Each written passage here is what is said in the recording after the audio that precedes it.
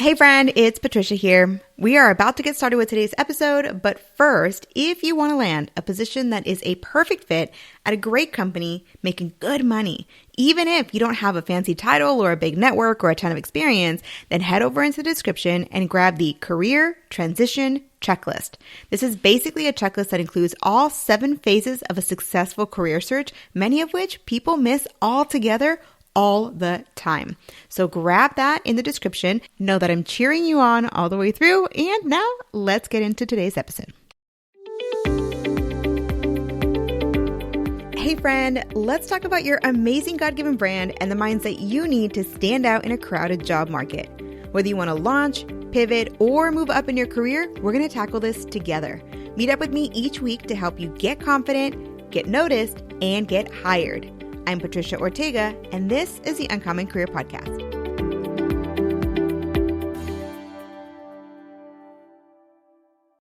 Okay, so I know everyone's had that conversation about quiet quitting, and it's like no longer a trend and all this thing, right? But if you feel guilty about this whole quiet quitting situation, I came across and I was talking to someone the other day and they were saying basically that they felt bad that they couldn't do everything that they were expected to do at work.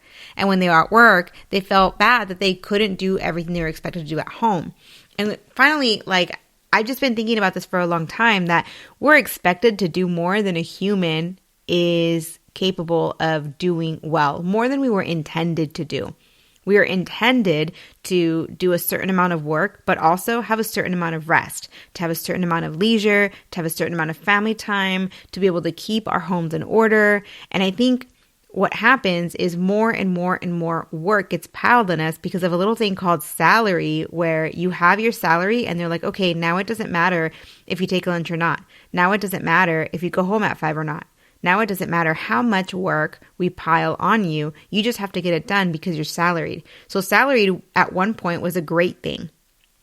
But now it seems like it's becoming this ball and chain that hey, you have salary, so it doesn't matter how little or how many hours your job takes. Now you have to do it all. And I don't think that's accurate. I think that's just an expectation that's been placed on us as professionals. So one of the things that I learned when I was, just kind of listening to podcasts on quiet quitting, to research on quiet quitting. I was watching videos. I was just getting the lay of the land, is that we feel guilty about doing less. We're conflicted about how we spend our time, and it leads us to feel burnt out to the point where, I can tell you about myself. When I feel burnt out, I'm always wondering, is this what I'm supposed to be doing? Is this just a rough season, or is it time to leave my job? I don't want to be someone who's grumbling and just complaining. And no, you're probably not complaining. You probably are just literally seeking a normal life balance. A lot of times we think work-life balance, and that's because work is prioritized. It shouldn't be work-life balance. It should be life-work balance. Your work is a part of your life, not the other way around. Now, quiet quitting typically is a blanket statement for employees and professionals who do quote unquote less than expected. And really my response to that is well, from whose perspective? If you're looking from the manager's perspective, yeah, no matter what you do is potentially going to be less than expected. But I think at the same time, there's also, you see a lot of, and you did see, I think it's the trend's no longer here, but on TikTok, you saw a lot of people, on Instagram, on all these, platforms, you saw a lot of these younger generation professionals saying, hey, I'm quiet quitting. And that means I'm not doing anything above and beyond my job description. Well, guess what? That's not quitting. That is doing your job. This whole idea of going above and beyond, I think it's a great thing, right? We're supposed to be cheerful givers, right? And be yes, let me help in any way that I can and do the best that I can and work as if unto God. And for those of you who read the Bible, you know that scripture. But regardless, right? Everybody wants to work with excellence. But this whole idea that going above and beyond has become the standard, and if you don't go above and beyond, then you are quitting, it really disregards everything. It puts a $0 value on everything you do that is actually within the standard of your job description. So you're saying, if I don't do above and beyond 100%, I'm quitting. And I don't think that's true. I think we've come to a day and age where after the pandemic, we all got introduced to the idea of balance, right? There was some negative things that came out of the pandemic, but you know what? There was also mental health. It came to the forefront for many of us. It became a priority. Many of us had health scares, whether it was seeing a grandma, an aunt, a parent, a sibling go through a health scare, or we went through our health scare ourselves, or we saw some of our family members or friends or neighbors pass away. We realized what is truly important. And I think that was what contributed in part to the Great Resignation. It meant that so many people were leaving jobs open because of these things that came out of the pandemic, whether it's a mental health scare or a mental health focus, or they got used to the idea of balance, or now they wanted to try something different. There's this theory where, when you start as humans, when we have an event happen that shakes us up to where now we've got to change our routine, change our patterns, from small daily patterns to big, big patterns in terms of like mental paradigm shifts, like shifts in how we think about the world. Once you change something, it's sort of like domino effect where everything else can change. So the pandemic literally shook the whole world up. It shook your life up. It shook my life up.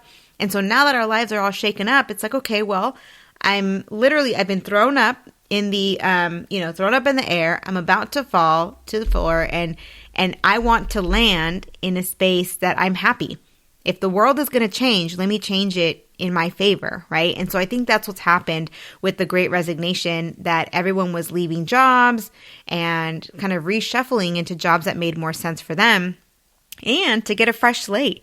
In some jobs, we've created this expectation of the standard that we're supposed to work at. And it's really difficult to stop doing that because now there's this social contract that's become the norm and is your habit, right? It's their habit, the management's habit to have that expectation on you. And it's your habit to, comply with that expectation, to make an accommodation for that expectation. And so when you change jobs, it's like, this is my opportunity to set a new standard, to set a new pattern, a new routine, a new norm as to how much work I get done, not how much work I am physically able to get done, because you can get done much more work than you have time for in a 9 to 5. But that's why we end up working till 6, 7, 8, 9, 10 at night. And so the goal is to get into a position to do excellent work, but to do excellent work in accordance with that job description. And I think this idea that in order to be a good employee, you have to do more than what the job description says, I truly don't believe that. I think in order to be a good employee, you have to do what the job description says in a way that is so excellent that brings, more business, that helps the bottom line. So I'm not talking about more work. I'm talking about higher quality work, because you're not burned out, because you're mentally, emotionally, and physically healthy, because you're not stressed, because you have mental clarity. I used to work striving everywhere. I used to work so busy that it just, I just stressed myself out. If I wasn't stressed out, I wasn't doing a good job. If I didn't feel adrenaline in my body, literally coursing through my veins, I was not doing a good job. If I did not leave everything, every ounce of energy at the office, I was not doing a good job. And I think it's different for different people. So maybe for you, it's not that way. But the point is that I had to recalibrate, because what I thought was a good job was way more than what the actual standard was for doing a good job. I felt that unless I gave more of my life to work than to anything else, I wasn't doing a good job. And that's just not true. The other thing too behind quiet quitting is that there's this lack of direction that the pandemic gave us all permission to kind of work in different ways. It also gave permission to leadership, right, at wherever place you work, gave this permission to leadership to do less and be less empowered and less accountable for things like culture, dynamics, and productivity, right? So as leaders, let me put myself in a position of leadership. If I were a leader and everybody went online, I'm thinking, okay, well, there's nothing for me to really monitor. I don't have training on the software to, enforce any kind of monitoring systems. And if I did monitor, it's very like Big Brother-ish, right? So there's not a lot of direction as to how to create culture in an online space, how to create positive dynamics and dynamics that are productive within the team, how to increase communication without feeling like, you've got to constantly be on Slack or on, any of these chat systems.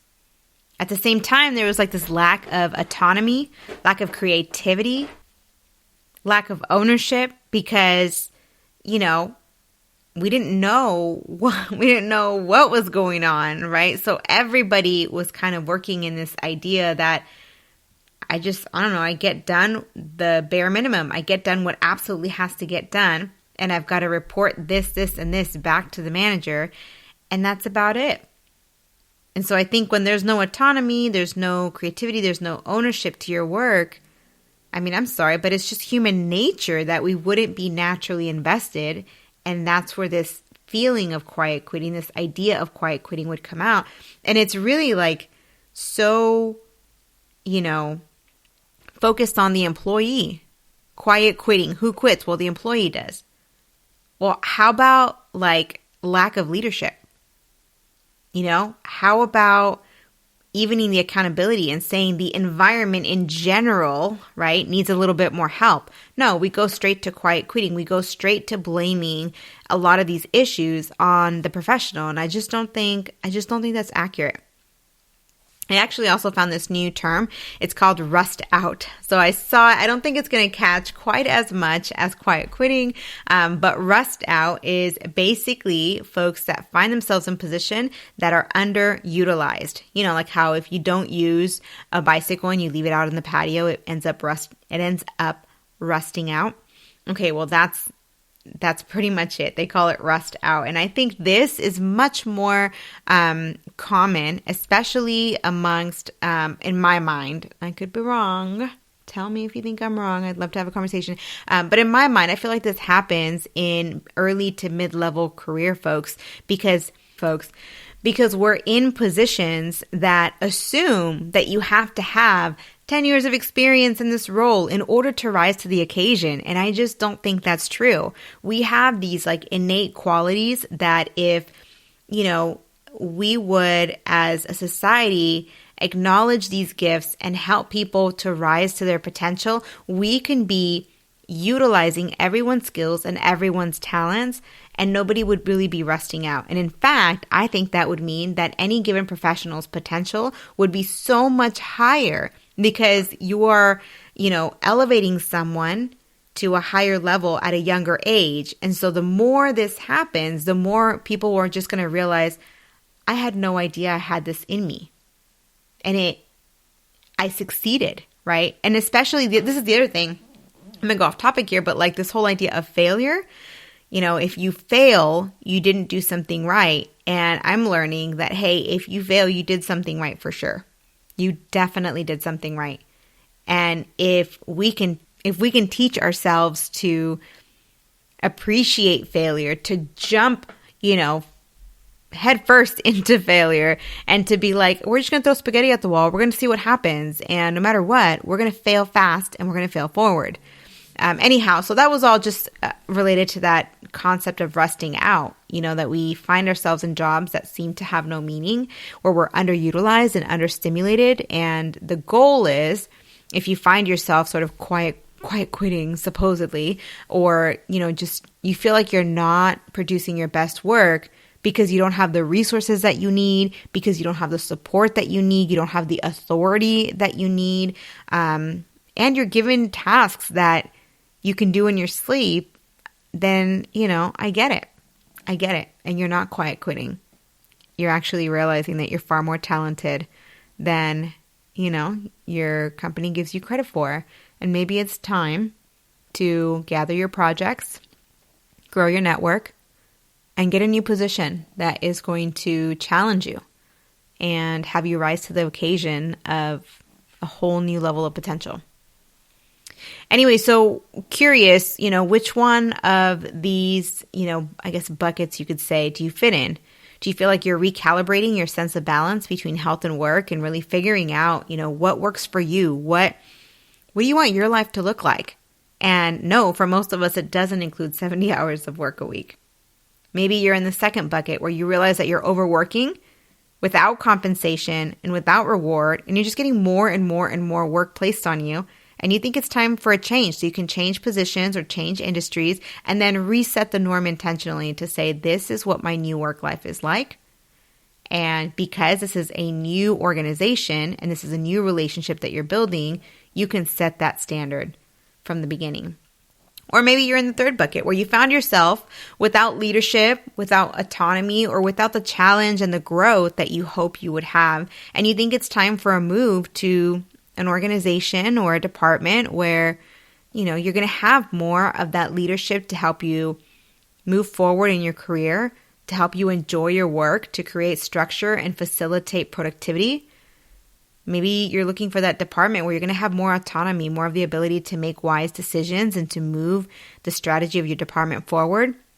Or a position where you want to develop your skill sets to grow and to be challenged as far as your potential.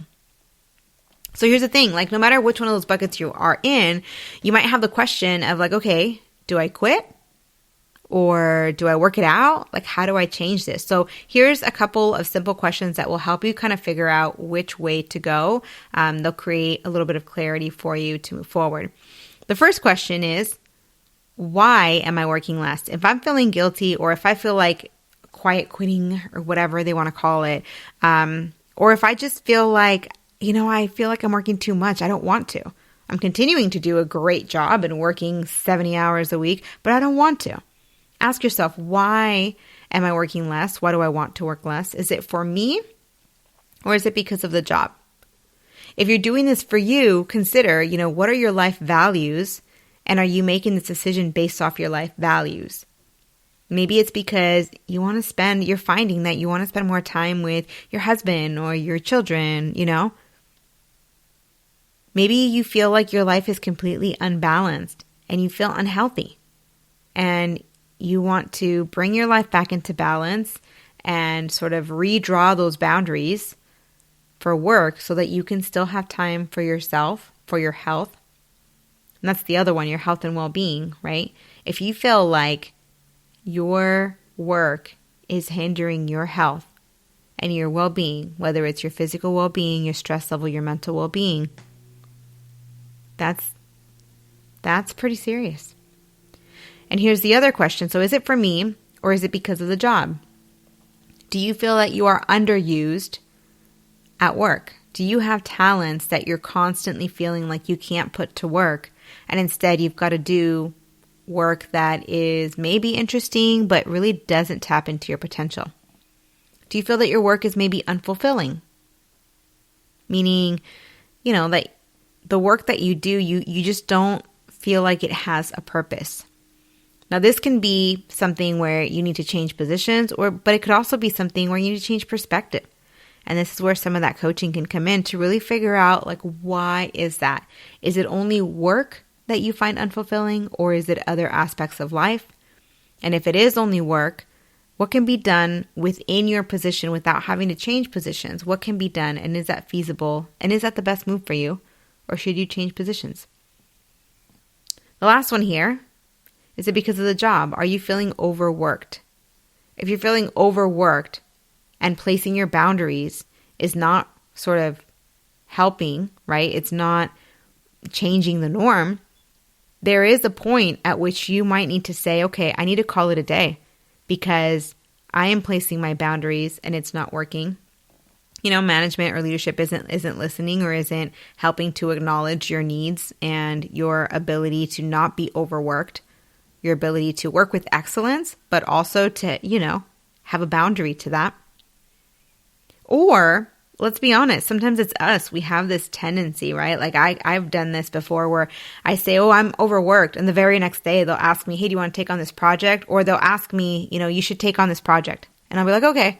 Instead of saying, no, really, I'm not able to do this, so let me know between this project and this project, which one is priority? Which one do you want me to work on? And so, do a little assessment and figure out why is it that you're feeling that way? The second question to ask is, should I feel convicted or is that feeling irrational? Right? Like, should I feel guilty? Should I feel guilty? If the answer is no, because you're prioritizing life or you're resisting hustle culture or you're valuing your work accurately, meaning that your work does not own you, your company does not own you. And so your decisions are yours alone to make. In that case, no, you shouldn't feel guilty at all. Now, if you're feeling, guilty because you are intentionally wasteful of time, that's a different story, right?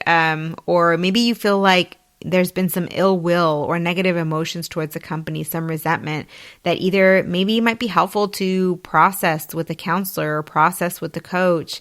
Or if you feel like it's just time to move on, then maybe it is, right? So you don't have to be, sitting with that resentment for that company.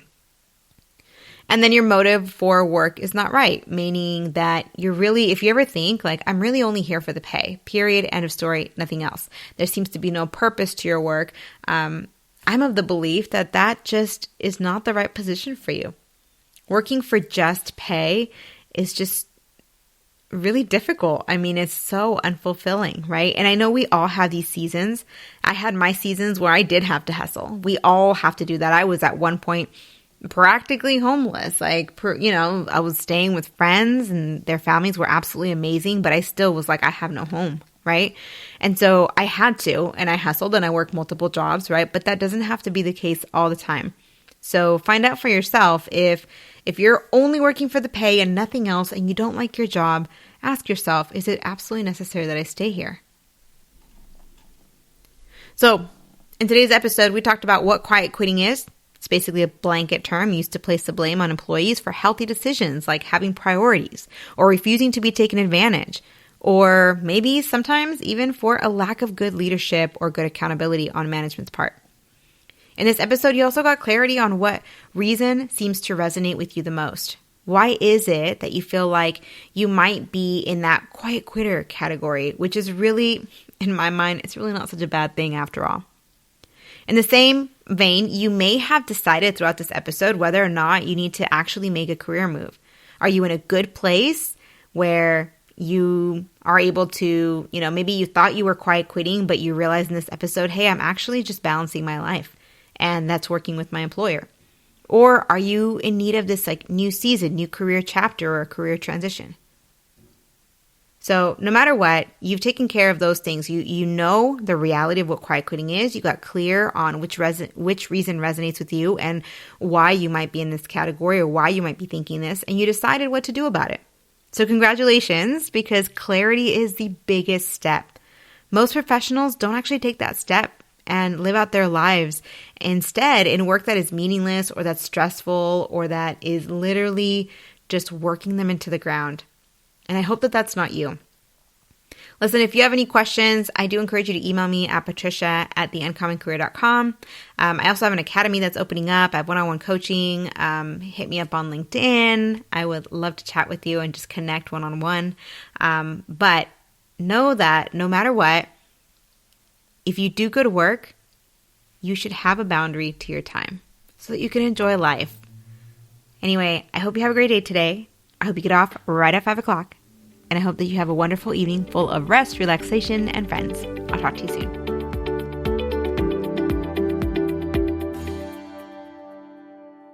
It's me again. Thank you for listening. You're now done with the very first step in becoming a part of the Uncommon Career community, and that was to listen to this podcast. So, woohoo! Congratulations, you are done. Your next step is to head over to theuncommoncareer.com or to click on the link in the description to get your career resources that are going to help you make career progress right now. So again, before you forget, head over to theuncommoncareer.com or just click the link in the description, grab your resources, and I'll see you there.